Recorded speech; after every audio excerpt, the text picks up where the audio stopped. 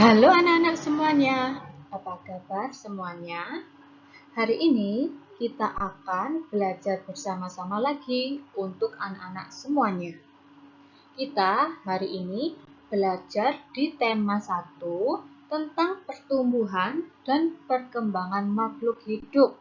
Subtema 2, pertumbuhan dan perkembangan manusia.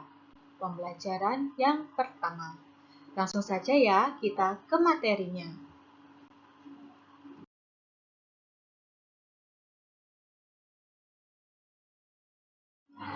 Mari kita pelajari faktor-faktor yang mempengaruhi pertumbuhan dan perkembangan manusia. Anak-anak pasti masih ingat ciri-ciri makhluk hidup, salah satunya adalah tumbuh dan berkembang. Manusia adalah salah satu makhluk hidup. Kita bertumbuh dan berkembang terus-menerus, seperti gambar di samping.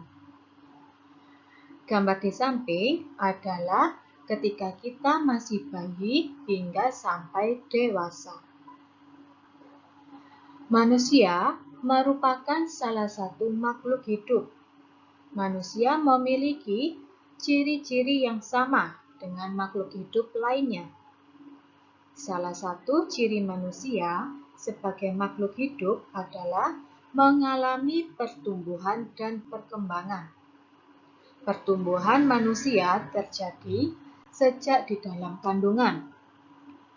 Setelah lahir, pertumbuhan manusia bertambah besar dari bayi hingga dewasa.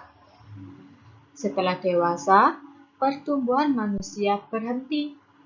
Namun, perkembangan emosi dan pikiran manusia terus berkembang. Pertumbuhan dan perkembangan dipengaruhi beberapa faktor. Nah, itu tadi ya anak-anak. Jadi, manusia itu mengalami pertumbuhan dan perkembangan.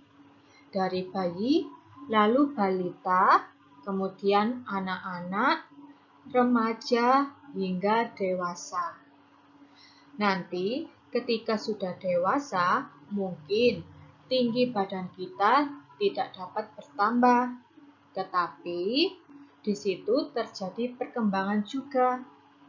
Nah, perkembangan ini yaitu secara emosi dan perkembangan secara pikiran manusia.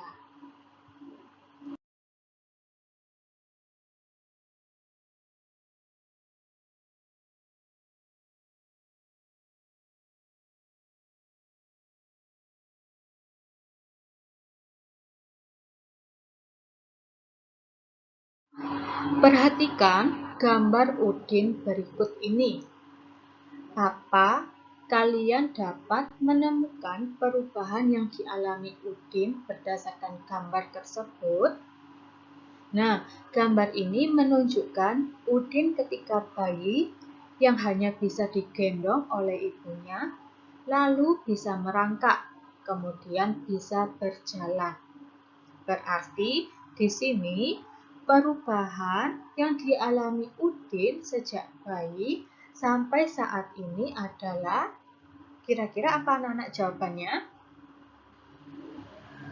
Ya, saat bayi kita belum bisa berjalan, lalu kita tumbuh dan kita bisa merangkak. Semakin lama kita bertumbuh, kita juga bisa berjalan. Kemudian gambar berikutnya, Udin minum susu, lalu Udin sudah bisa makan. Perubahan yang dialami Udin sejak bayi sampai saat ini adalah waktu kecil kita hanya bisa minum susu dan belum bisa makan sendiri. Kemudian ketika kita tumbuh dewasa, kebutuhan makanan bertambah dan kita juga dapat makan sendiri. Jadi anak-anak, dari kedua gambar tersebut ini, manusia mengalami pertumbuhan dan perkembangan.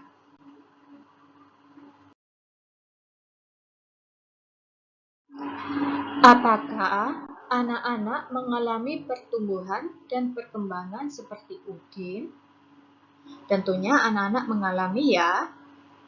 Nah, cobalah mencari tahu dari orang tua kalian tentang pertumbuhan dan perkembangan kalian dari sejak lahir sampai saat ini kalian duduk di kelas 3. Nah, anak-anak bisa bertanya kepada orang tua kalian bahwa waktu kecil kalian bisa merangkak di umur berapa dan dapat berjalan di umur berapa dan sebagainya. Nah, informasi yang dapat kalian tanyakan tentang pertumbuhan dan perkembangan misalnya adalah berat dan tinggi badan saat lahir. Selain itu, anak-anak juga dapat mencari informasi mengenai kemampuan dalam merangkak dan berjalan.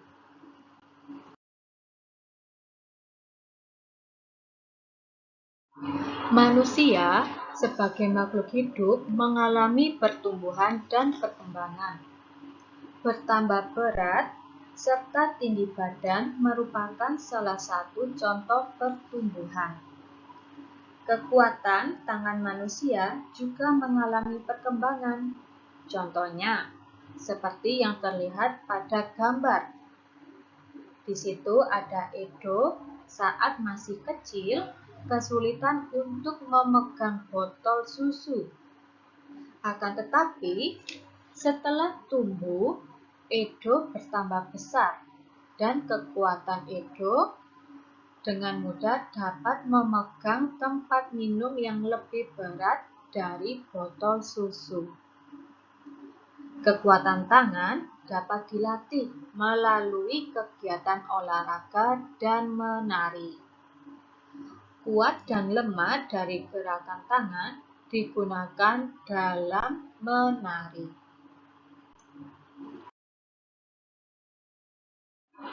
Badan kita mengalami pertumbuhan. Kemampuan kita pun mengalami perkembangan. Pada saat kelas 1, kalian baru belajar nama dan lambang bilangan sampai bilangan puluhan. Lalu berkembang menjadi bilangan ratusan dan ribuan, bahkan puluh ribuan. Kalian juga sudah belajar penjumlahan dan pengurangan. Nah, anak-anak, mari kita coba pelajari penjumlahan bilangan ribuan menggunakan teknik menyimpan untuk meningkatkan pemahaman kalian.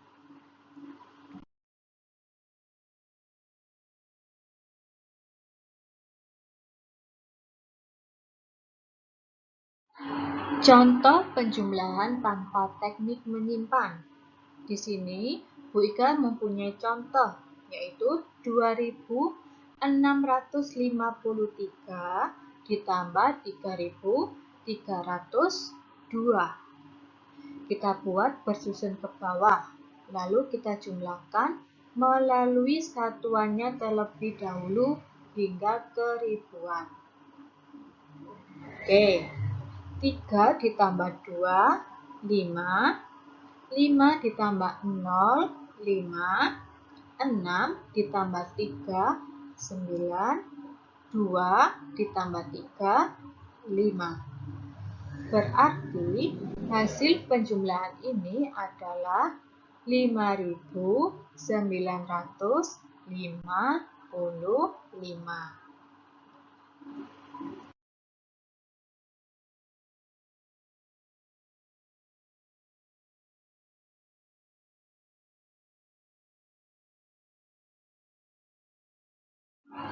Sekarang kita belajar penjumlahan dengan teknik menyimpan.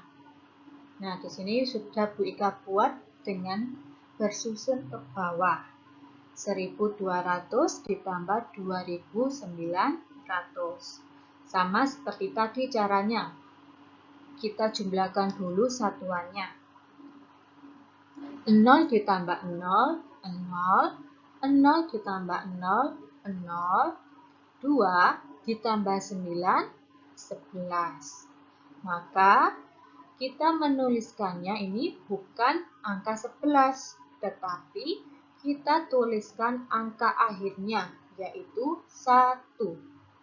Maka angka 1 yang di depan kita simpan di atas angka 1 ribuan, yaitu 1 ditambah 1, 2, 2 ditambah 2 hasilnya adalah 4. Jadi hasilnya adalah 4.100. Demikian tadi anak-anak pembahasan kita di subtema 2 pembelajaran pertama. Jangan lupa terus rajin belajar dan jaga kesehatan selalu. Sampai jumpa lagi di video pembelajaran selanjutnya. Tuhan Yesus memberkati.